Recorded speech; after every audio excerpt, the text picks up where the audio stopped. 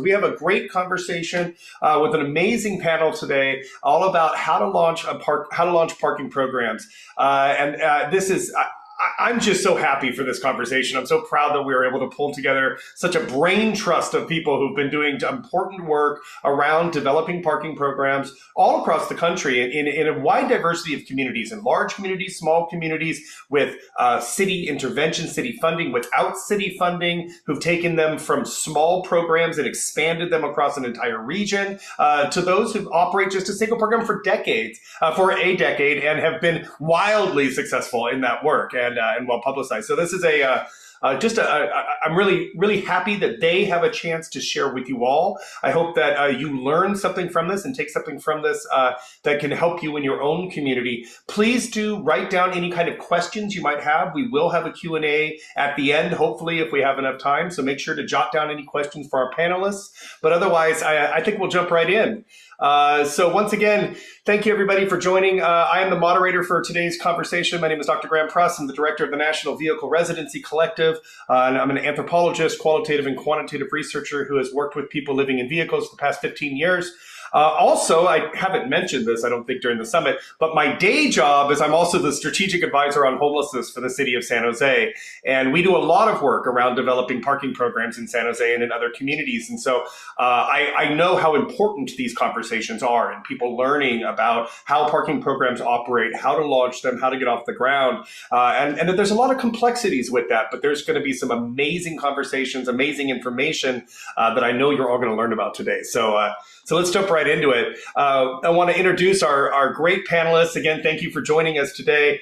First off, we have Emily Uyeda Kantrim, who is the co-founder and strategic advisor or senior advisor on Safe Parking LA. I actually have a brief description of Safe Parking LA, but Emily, would you want to explain what the program is? People can read what's on the screen, but we'd love to hear from you.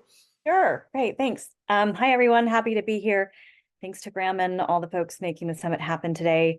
A safe parking program, really at its core, is a safe place for people to park overnight, sleep in their vehicle while they're experiencing vehicular homelessness, and be provided with basic services like sanitation, access to running water, bathrooms, so to be in community with other people who are going through the same experience.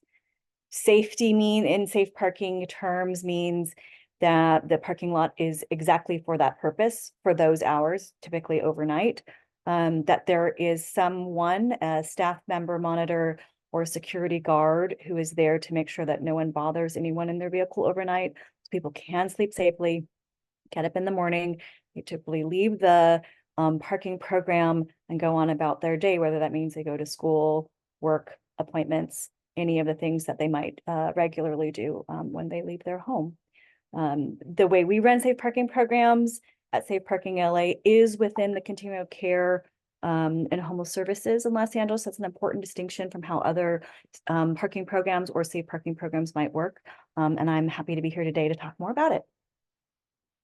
Wonderful. Thank you, Emily. And I really appreciate your specific view into safe parking programs, because as you mentioned, many parking programs are not necessarily integrated into the continuum of care. And the way that Safe Parking LA has been able to do that is really important. And not everyone's necessarily going to want to integrate into the continuum of care, but knowing how to do that and the value of that is I think, really key. And we're really, really happy that you can help share some of that information. And again, if anybody has questions about some of the things that Emily talked about Safe Parking Program, like how the security works, or how, if there's good neighbor agreements, or any of those sorts of things, write up those kinds of questions, and we'll have them at the end, have a space to talk at the end.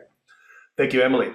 We also are really excited to be joined by Nico Quijano. Nico, would you like to talk, maybe introduce yourself? Nico is, I'm not sure if you're here, Nico, if you want to come off, join video chat. There you are. Hi, Nico. Nico is the Homeless Outreach Program Manager for the city of Bellevue, Washington, where they have just recently launched a RV parking program. One of the first to actually be it's actually sponsored by a city, and so brings in a unique perspective of having really city integration with developing a parking program, and also one that is not only for RVs but also in a rather affluent community that may be a little bit different than some other communities that are offering parking programs. So, Nico, would you like to tell us a little bit about your program and what you bring to the table today? Yeah, absolutely. Hi, folks. I'm Nico. I am the Homelessness Outreach Program Manager for the city of Bellevue. In general, I oversee homelessness outreach to folks experiencing homelessness. I also I'm overseeing the launch of this safe parking program, which only started just 3 or 4 weeks ago, after years of trying to actually get it launched.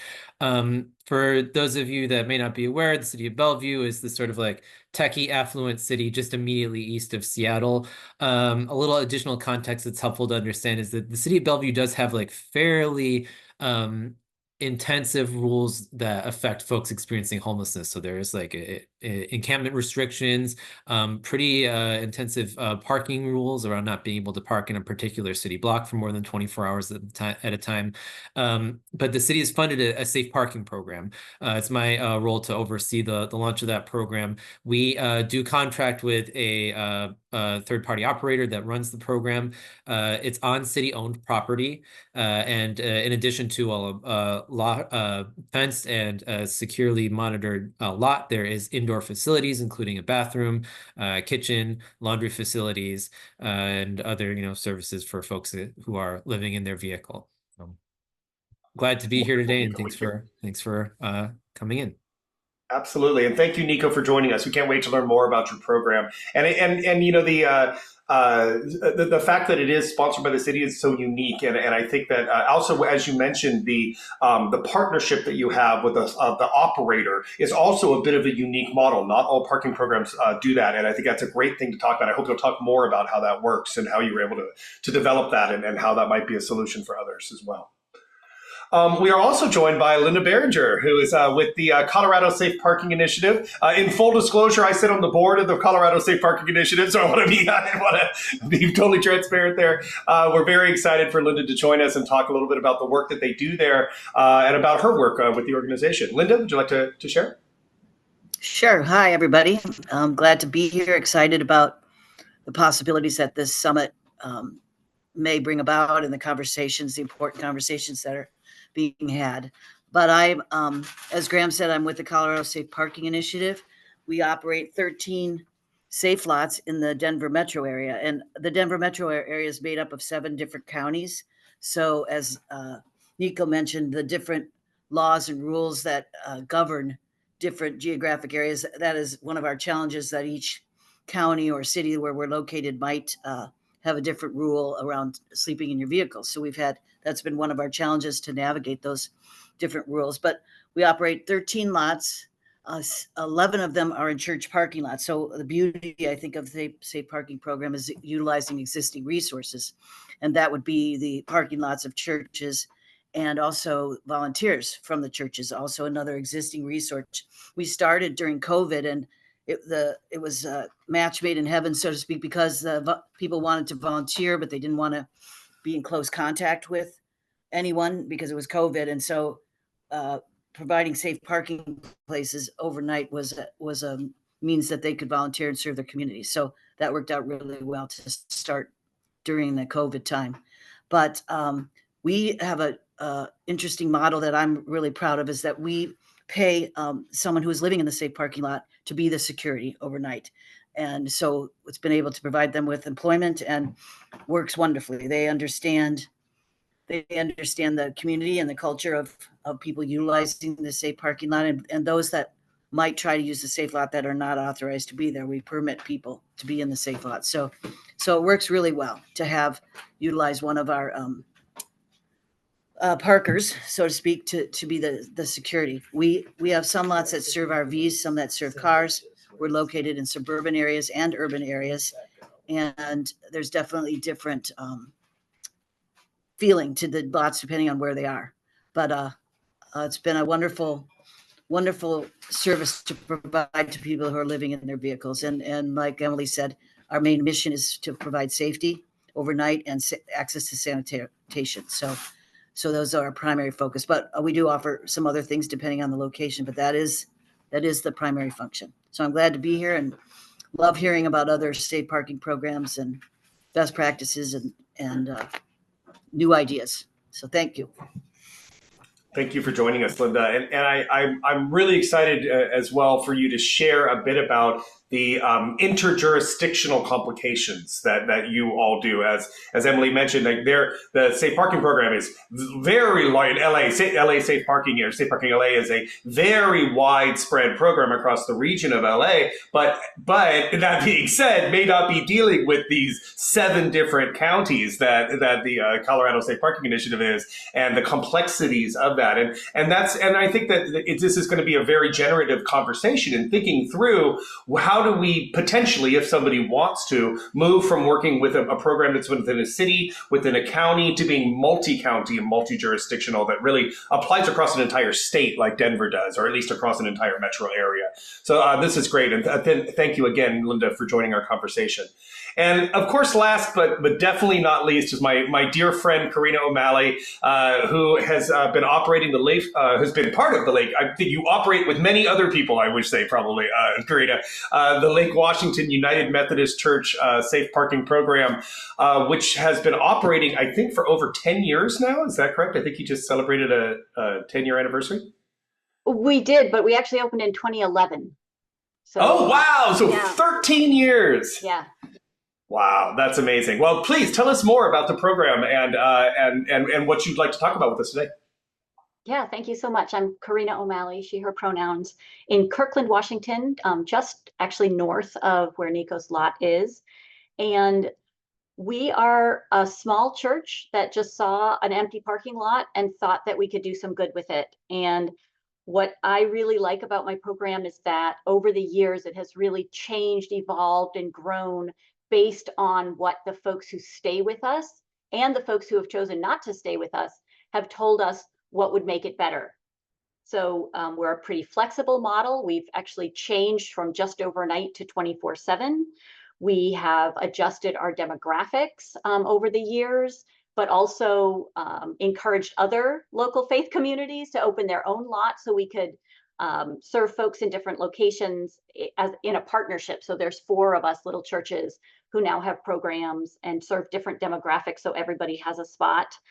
And we also serve folks who are do not necessarily identify themselves as homeless because we don't have public funding, so we don't have the same requirements on who we serve that other programs do. So we serve folks who are just there stopping over from one place to another, folks who are identify themselves as long-term vehicle residents. And I really enjoy the flexibility of our model and how we got to the place we are, which was not at all where we were thinking when we started. So I'm excited to talk about all that.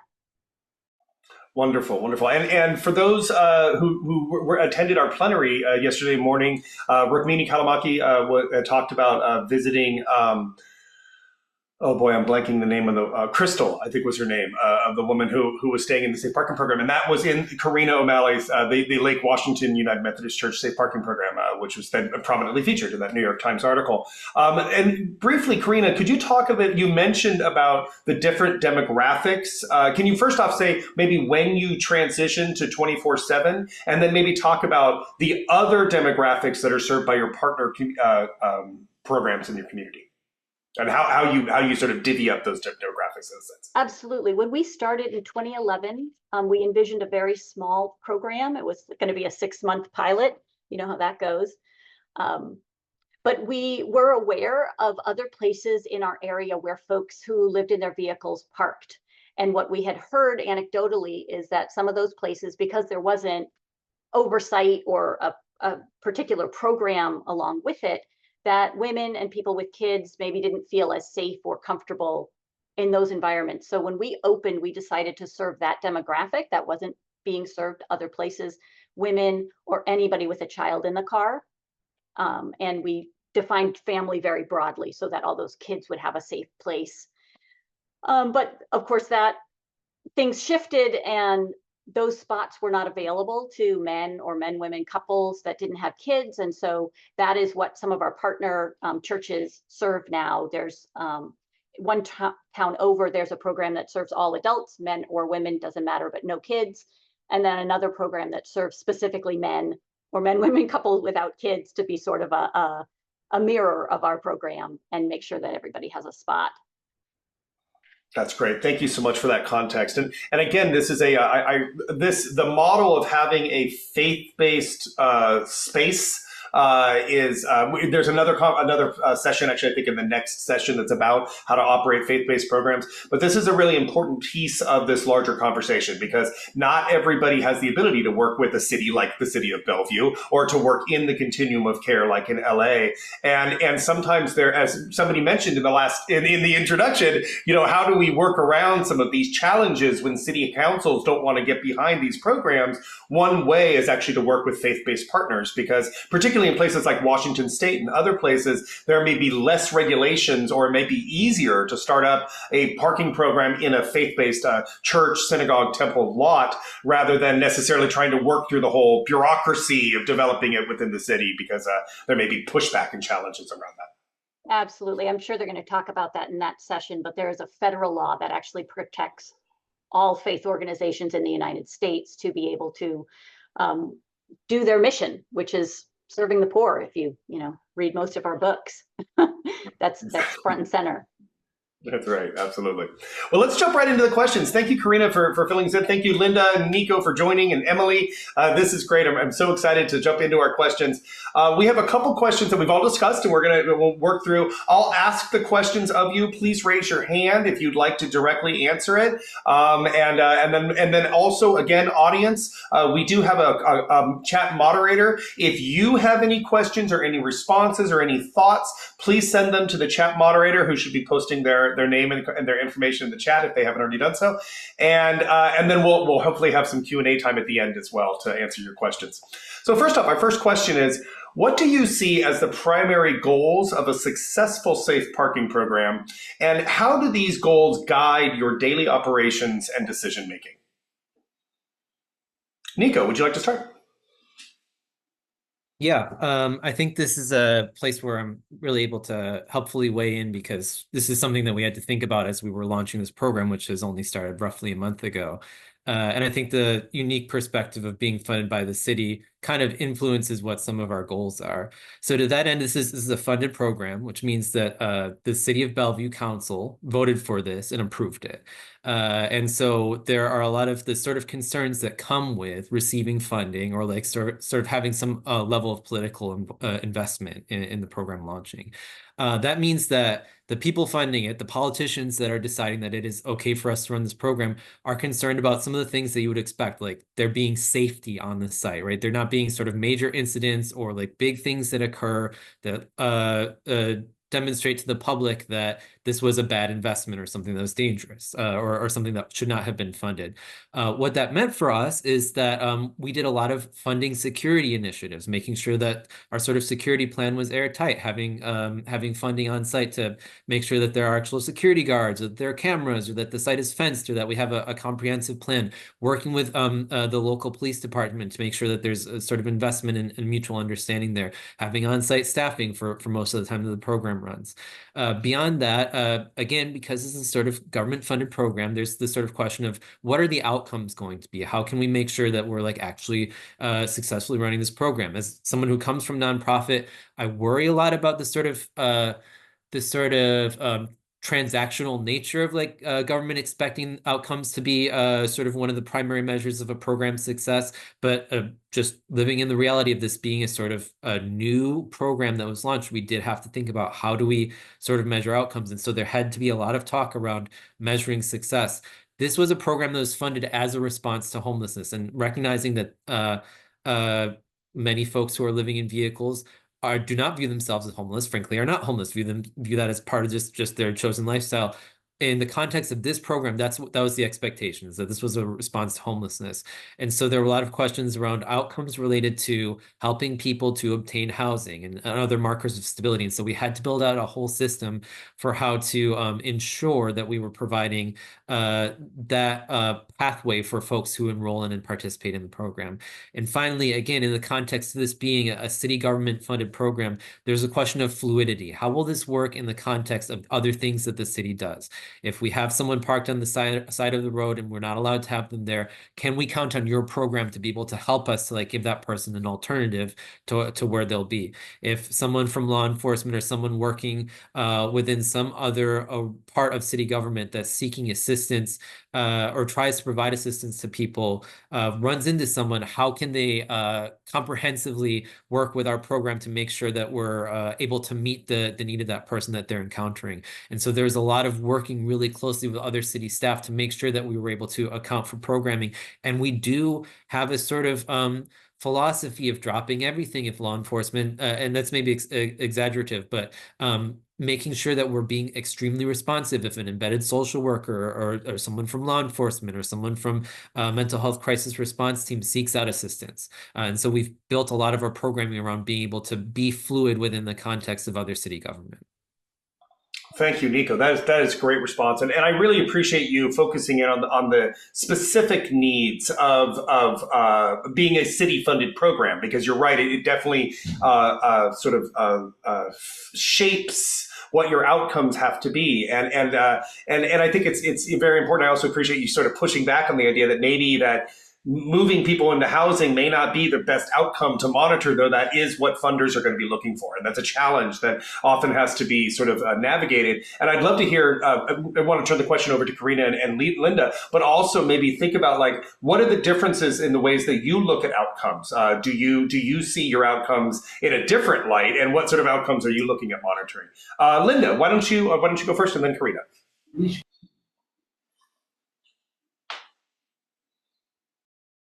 Oh, you're muted, Linda.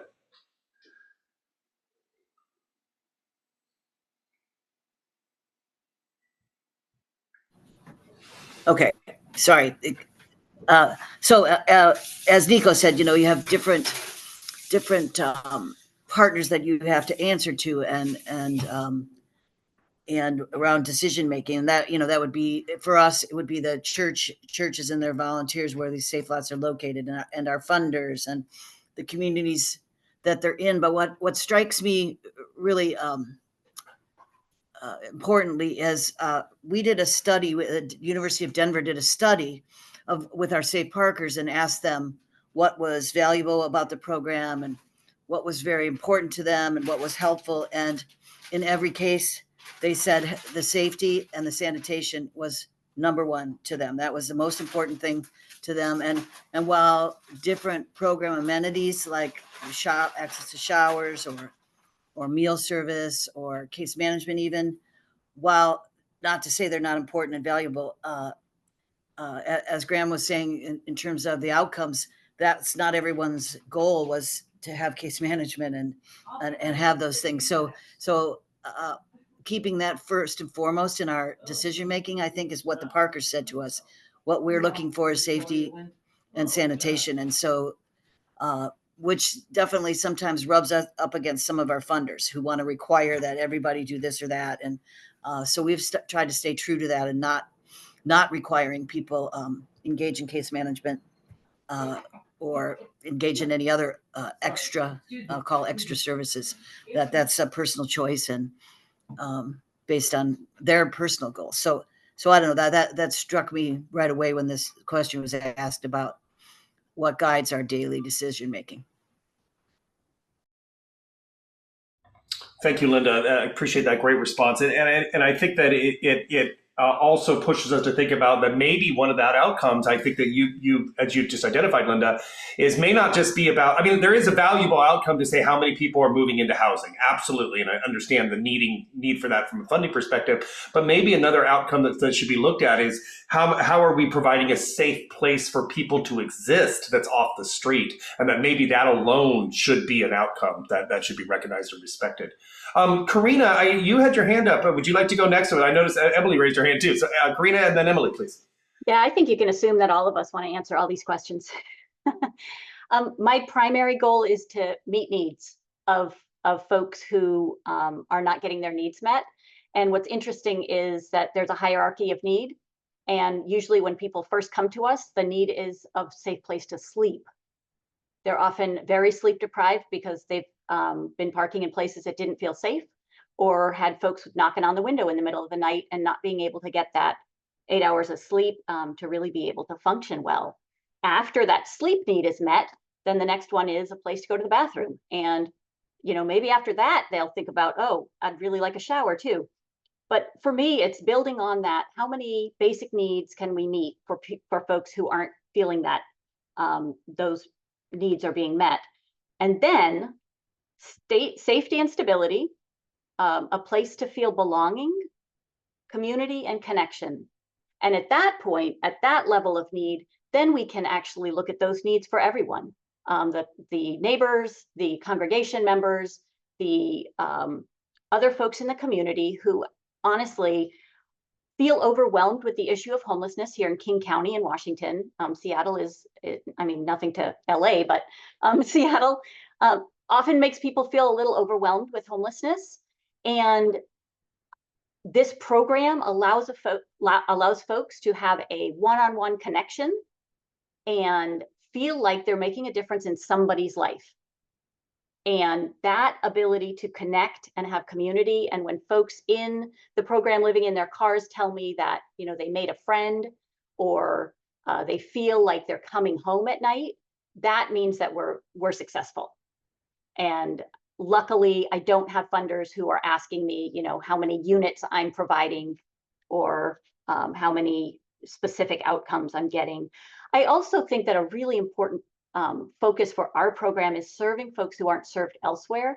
One of the shifts that we made is the continuum of care for homelessness is very divided by demographics, and often people who are not on the binary gender spectrum are not served anywhere in the homeless continuum of care. And so that the fact that we were able to open up our program to any trans people, however they identified on the gender spectrum, was really important to have a safe space for folks who didn't sort of slot into the traditional ways that homeless services have been provided in this community. Wonderful. Thank you, Karina. I really appreciate that. And want to mention that Chanel had mentioned in the comments, it's not a question, but I think it speaks to what you just said, Karina, that maybe worrying about not getting towed and getting a peace of mind is the most important thing, that maybe that's the outcome that we should be looking at. And it reminds me too of what you said, for those who aren't familiar, of Maslow's hierarchy of needs, that maybe like having that chart of Maslow's hierarchy of needs can be a good way of sort of framing how to develop a parking program if one's interested in doing that. Thank you, Karina. Emily, would you like to go next? Yeah, thank you. I'm in agreement with everyone, who've answered this question in so many different and important ways. I think one of the interesting things for Safe Parking LA, when we launched in 2017, a faith-based parking lot with county and city dollars, what it sort of meant to us at the time, and how we've continued to adapt and inform our programming, was really about a safe place to be overnight, was about facilitating connection to the larger continuum of care. So how do we make sure that people are safe overnight in their vehicles, able to rest, so that they can think about big decisions that they might have to make, including, do we have enough services within our continuum of care that folks can actually attach to? So that's also a really big flag for, if we say services are available, are they? And then we're also, as operators, also a witness and participant in knowing that perhaps there are not exactly the number of services available. So if that's the case, and that certainly has been for us in the first couple of years before COVID, then we also our safe parking program has become a place where people can stabilize to make decisions about their life, which may be to continue to participate in vehicular residency.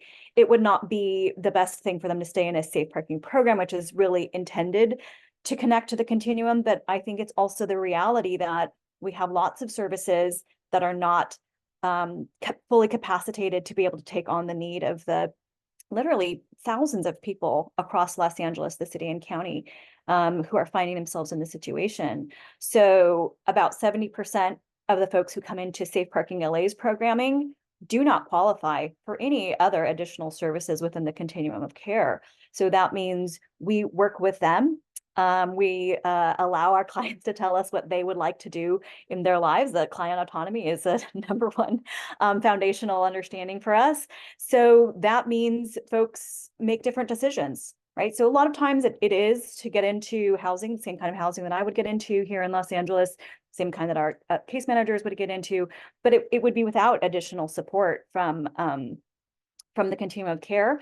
And then about 30% of the folks that we serve actually are deeply deserving of all of the types of services that should be available to them. And so we help to advocate for connectivity there. And often that's permanent supportive housing. Often it's due to, multiple health considerations that they might have, disabilities, all sorts of things going on. And we understand that a lot of folks in vehicles are finding that that's the best way to take care of themselves in the moment, but that they are really going to need to escalate the kind of community connection that they need to get into a more appropriate way to address their needs.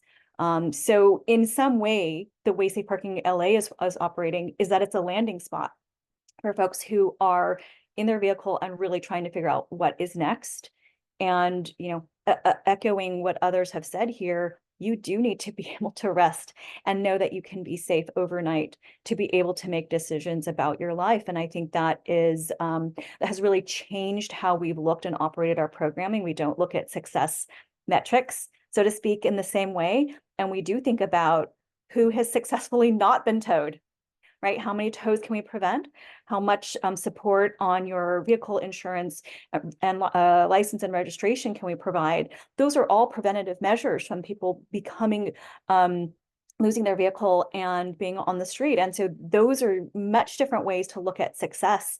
Connectivity, community meetings, supporting autonomy is a huge marker of success. Those are not our contractually obligated markers of success. But also, 3 case notes per client per month is a contractually obligated metric of success. And I will say that's not the same to me. And it's certainly not the same to our clients. And so there is a way in which we must continually move through this sphere of service, really keeping our clients, truly centered. And that means we also have to reinform best practices fairly often and sort of remind our funders what is the goal here and how do we really attend to the needs of humans, right? Ourselves, our community.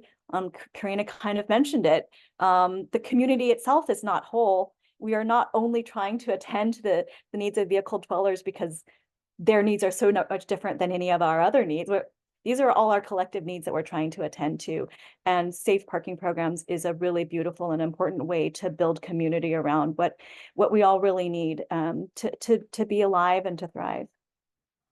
Well, so well put. Thank you, Emily. And I really appreciate you again providing these different perspectives. And I hope that everyone's getting that there's so many different varieties here. And want to reiterate, I don't know if I've said it before, but safe parking programs are not necessarily the best spot for everyone. So a lot of people, they can be very, very helpful for people who are interested, particularly for moving into housing as quickly as possible or moving out of their vehicle. They can often be just a lifesaver, but not everybody necessarily wants to move into a safe parking program. We're not necessarily saying everybody should go into a parking program, but that these are an important part of our continuums of housing and care, and that they're part of helping people who want that help to be able to get connected. I have one quick question. I want to be conscious of time because that first question ate up a whole bunch of our time, which is great because this is why we're doing this. These are great answers. But I want to ask you quickly if you can tell me how many people that are reported to be living in vehicles in your communities, just to give a little bit of context so that people understand what is the level of need in your various communities. Emily, would you like to start? Because I think you have probably the best understanding of that in LA. It's about 40,000 people. 40,000 people are reported to be living in vehicles in LA, and that's likely to be an undercount, correct? It's likely I think all vehicle dwelling is likely to be an undercount. We do expect there to be new numbers coming out next week from our point in time count in January. Those are across the county numbers. So it's fewer in the city of Los Angeles, but we're also talking about the county being 4,000 square miles. So we also have a population density of that is larger than 43 states. So we are talking about a really sizable community, and we are definitely looking for ways to actually truly connect to things that should be available for people at a time of immediate need. Wow, thank you for that context. 40,000 people living in LA, living in vehicles. Wow. Linda, do you have an understanding of that in Colorado? Oh, yeah. I do. What I do have is an estimate on any given night in the Denver metro area only. The guesstimates are on any given night, there's 1,000 people living in their vehicles in our metro Denver area. I don't have a good sense of overall how many people are residing in their vehicles, although we have included it in our point in time count this year, and are hoping to get good numbers of exact cities and counties, whether this estimate of 1,000 people any given night being accurate or not. Great. I will say our 13 safe lots are full. Our 13 safe lots are full every night. So every night. And how many people do they serve in total? 110. 110. Yeah, that's great. And thank you, Linda, for sharing that. As you can see, for those who are listening, this is important work, and it's a drop in the bucket, right? This is that we need so much more, and we have so many people who are in need. Nico, would you like to go next? Do you have any understanding? I know you guys are at an early level, so I'm not sure what you all know in Bellevue. Yeah, we definitely don't have a comprehensive or probably accurate number. The City of Bellevue's homelessness outreach team has done a sort of informal count of all the folks that we're working with. And a couple times when we've done that, we've found 50 to 70 households living in their vehicle at a time, which again is probably a significant undercount, way less people that are actually living in their household. The last point in time count found somewhere around 300-ish people living on the east side of King County, where the city of Bellevue is located, living in their vehicle. 300-ish households. Which is often, I think, 2 people per household is often how it's multiplied out. Right. Karina, do you have any understanding in that? And if you want, I don't know if you want to speak to the King County numbers, I probably can, but it's up to you. Yeah, so it's probably about 4,000 or 5,000 in King County living in vehicles. Very, very hard to count, but also because there's so few safe parking programs and such a limited number of resources, especially in Seattle, that we do see folks from all over King County coming to our programs. So that number might be more relevant, that 4,000 to 5,000 number, as opposed to the 300 or 50. Yeah. Yeah, absolutely. And there's been a lot of movement, a lot of police action in Seattle, which has relocated people from Seattle and are moving out to the outskirts. And this is something that we're seeing in communities across the country as well, that as cities are stepping up criminalization, smaller communities on the outskirts are having people pushed into their communities and are seeing more need for safe parking as well. So let's move on to our next question. Thank you so much for giving such a great answer to that. I'm probably going to ask so that we can move through these and have some time for Q&A. Maybe we'll do one answer per and try to keep it to about 3 minutes. So what are some of the biggest concerns that you've encountered from the city and community when launching a parking program, and how did you manage those risks? I think Karina would be a great person to answer this because she's gone through so much of that, but would anyone else like to speak on that? Emily could as well. How about we'll do Karina? Are we okay with Emily? Would you feel good with that? Okay, Emily, why don't you answer that question? So when my co-founder, Dr. Scott Sale, and I launched the first safe parking program, we had already been very embedded in talking about safe parking just as advocates. We actually did not intend to become operators.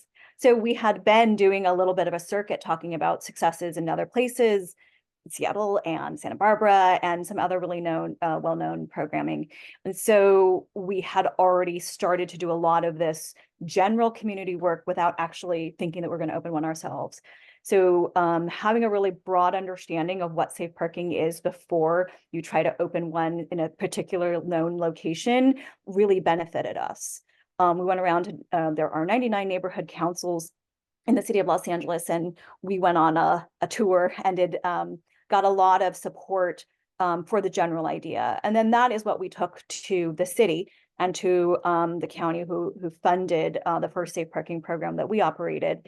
And working directly with the city attorney to talk about what are their concerns and risk, what are the concerns for our insurance, working directly with LAPD, thinking about, tell me what issues you encounter as an officer on patrol when you're talking to people in vehicles, and how do you see safe parking as an answer to some of those things that you're up against as a police officer.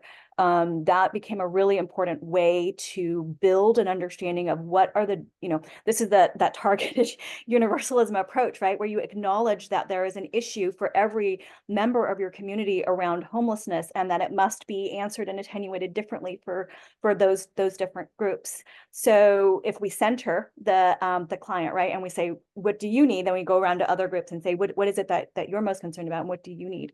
And so the other thing that I found very important, and I suggest for all new safe parking programs, is do not announce your first night of safe parking.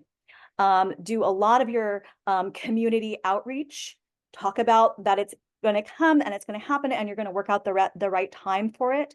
And Karina mentioned, especially if you're working in with a faith community, which is simply the owner of the safe parking program lot, not an operator in any way, does not have to have any sort of faith connection to services. And you just think that this is a perfectly viable legal thing to happen on this parking lot, whether we ask permission or not, but still go out and do that community work, then come back and announce the safe parking program opening. And of course, it will have already soft opened 1 to 2 months prior. That really helps mitigate issues that sort of false causation issues, right? When people say, well, there's a huge encampment down the street and it's obviously because of this safe parking program. And then you can, really point out, well, actually we are connected to the outreach services there. So we know that encampment's been there for 4 months and our safe parking program opened 2 months ago. So that is one of the ways to really understand that. I think the last piece that I would mention here, and this is particular to how we operate our overnight or 12-hour programming, for any concern that your neighbors may have about children, child care centers, schools. We opened on the same campus as a child care facility and next door to a primary school or elementary school. And the folks at the elementary school were like, great, how can our homeless families participate in this program? That was the reaction from the school administrators. And the child care center was like, well, I guess you're not going to be here when we're here, so there's really nothing for us to worry about.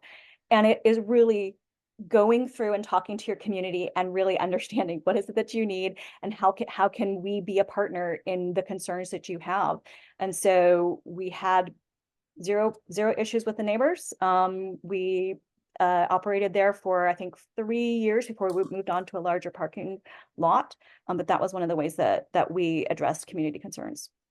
Great, thank you so much, Emily. And what I heard you say there, which I think is such important and such key takeaways, is to raise public awareness of the needs for parking programs. First off, is to start talking with people about who are vehicle residents, what are parking programs, and I like what you said about sort of doing a tour, right? Of going around and talking to the various council members, various communities. Second piece of engaging with stakeholders on their needs, like the police, parking enforcement, council members, local communities, local educators, about what sort of things things they need and how you can work with that. And then ultimately, I think this is just such a key piece, is to really build that community awareness, that engagement, those partnerships before you launch the program. I would even say before you announce where a site is, so that you're really developing that sort of groundswell of a supportive community before people have sort of the opportunity to lash back, right? And really that they have that understanding of why they're building these out first off. That's great, Emily. We are actually at time, but I want us to be able to move. I haven't gotten a notice. I don't think that they're about to shut down the meeting. There was a quick question that was asked. I want to make sure that we have a chance to answer one of the questions, which is about and was raised, how you navigate insurance needs. That's a huge issue that comes up all the time around parking programs. Is there anybody who would like to speak to how they've addressed that? Linda, please. Oh, there you go. Oh, you're mute. There you go. My mute button is having trouble today. Anyway, insurance needs, actually, while it seems to be a major problem, it has not been. For the churches, when they notified their liability insurance carrier that they were going to be doing a safe parking program on their lot, turned out there was either no additional cost or minor, $100 a year. I think the most I heard was $300 a year. It did not affect the cost of liability insurance, either not at all or very little. What it did affect, though, was sometimes the insurance company wanted to have rules at the safe parking lot, which included that everyone's vehicle needed to be legal. And that meaning insurance and license plate, up-to-date registration. And that has been a barrier in many cases for some of the parkers. So that's been a challenge for us too. We do have some lots where it's not required. And so we're able to allow people to come into the lot whose vehicles are not up to date legally. And with the idea that we're going to help them make that happen. But that's where it's had the most impact, was on the rules, I would say. But the cost has not been a barrier at all. But it definitely comes up as a first question when you're considering safe parking lot. People think, oh my gosh, the insurance is going to be prohibitive, but it's not. It has not been. Yeah, and Linda, thank you for adding that piece at the end, because and before I say this, if any of our panelists would like to drop in your contact information into chat, please do so. If anybody else would like to reach out to learn more about how to start safe parking programs, we're going to gather some more of this information together, and hopefully would like to actually. You're muted, Graham. Oh, am I muted? No, you weren't muted. And hopefully we'd like to be able to put together maybe a bit of a how-to, like 101 on how to launch a parking program. I think that'd be a great conversation for this group to continue that we could put on our website, but would love to see that. But the one thing I wanted to say is that, Linda, like you just said, this conversation of insurance comes up all the time. But what you just said is so important. It's sort of a nothing burger, if we've heard this concept before, that it's a huge issue that people keep bringing up, city council members, various communities, and the reality is that it's not actually all that difficult, and the insurance is not really an issue. A lot of times it really is just about the insurance company creating barriers on the program, which then limits the amount of participants who can come into the program, which is ultimately one of the biggest sort of challenges. It's really just that the community say, we need this insurance, and it's actually not that difficult necessarily to get that. It's the insurance providers who then kind of create those complications afterwards. So it's a really interesting point. We are now 3 minutes past the time. I want to thank everybody for attending, for our panelists, for being part of this. You had such great questions. Great answers. We weren't able to get through all the questions, but I'd love to continue this panel. I hope we can do it again next year. Thank you, everybody who submitted your questions and comments. They are going to be in the chat. We'll bring them with us. And again, I hope that everybody who's been on this panel would be willing to meet afterwards, and maybe even to develop a bit of a sort of a how to launch a parking program 101 based upon the various information you've had, and how we can help others learn how to do this in their own communities. Does that sound good? Wonderful. Awesome. Well, thank you everybody for attending. I hope you have a wonderful rest of your day.